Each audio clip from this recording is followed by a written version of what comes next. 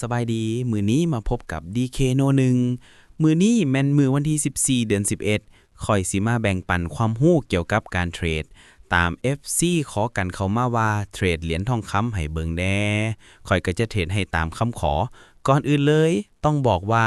การเทรดหรือการลงทุนมันมีความเสี่ยงสูงและการเทรดทุกๆรูปแบบก็มีความเสี่ยงสูงและความผันผวนของตลาดสูงเช่นเดียวกัน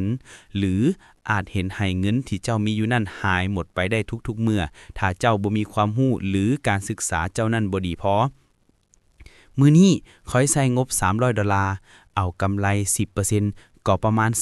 $30มื้อนี้ข้อยจะใช้การเดินเงินที่สูงขึ้นหลายเพราะข้อยนั่งเบิ่งตลาดและฝึกฝนมาเป็นอย่างดีแล้วเพื่อบ่ให้ข้อยได้อยู่กับตลาดดนการเดินเงินแม่นจะเริ่มต้นจาก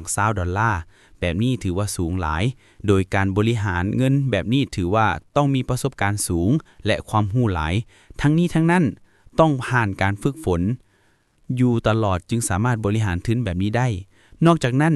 สิ่งที่ขาดบ่ได้แมนแนวรับแนวต้านในนั้นจะมีแนวรับแนวต้านที่แข็งแรงและอินดิเคเตอร์แม่นขอยจะใช้ Stock RSI ซึ่งตัวนี้ก็จะได้ผลดีหลายเช่นเดียวกันพอข่อยใช้มาหลายปีแล้วก็มีผลลัพธ์ตลอดแต่สำหรับไผที่จะใช้แมนแนะนำให้ลองเอาไปทดลองกับเงินดีโมก่อนจะเป็นการดีส่วนการตั้งค่าแมนลองเอาเป็นค่ามาตรฐานหรือระบบตั้งให้ไว้ก่อน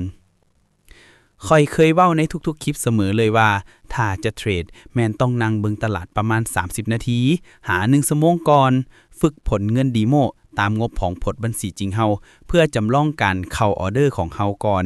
ถ้าเฮาเข้าออเดอร์ได้แล้วแม่นจริงตัดสินใจเข้าออเดอร์และพยายามอยู่ในตลาดให้น้อยสุดเท่าที่จะเฮ็ดได้เมื่อได้กำไรแล้วจะต้องฮู้หยุดวิธีการแบบนี้แม่นข่อยใช้เองจึงเฮ็ดให้ข่อยสามารถสร้างกำไรได้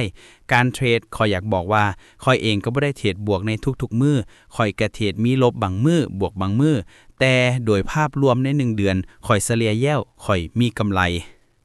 นอกจากนั้นแล้วการเทรดและการลงทุนปัจจัยที่สำคัญที่สุดก็คือการบริหารทุนของตัวเจ้าเองบ่ควรเอาเงินห้อนไปลงทุนเงินที่จะเอามาลงทุนนั่นต้องคิดเพื่อไว้ว่าถ้าเสียไปแล้วจะบ่เดือดร้อนหยังต่อเฮาบ่ส่งผลกระทบต่อชีวิตเฮาควรบริหารพอร์ตหรือเงินทุนของตนเองอย่างดีบ่ว่าสิเฮ็ดหยังก็ตามแต่ข่อยก็บ่สามารถชนะตลาดในทุกๆครั้งได้ข่อยจึงบริหารทุนเพื่อให้ข่อยสามารถหลุดพรความเสี่ยงและสามารถกลับมาให้ข่อยมีกำไรได้ถึงแม้นว่ากำไรมันบ่หลายแต่สำหรับข่อยแล้วแม่นหลายที่สุดแล้วและข่อยก็ภูมิใจในกำไรที่ข่อยเฮ็ดได้ถ้าเทียบใส่เปอร์เซ็นต์อยากได้กำไรหลายก็สะสมพอร์ตในการลงทุนตลอดทั้งนี้แล้วคลิปนี้สร้างขึ้นมา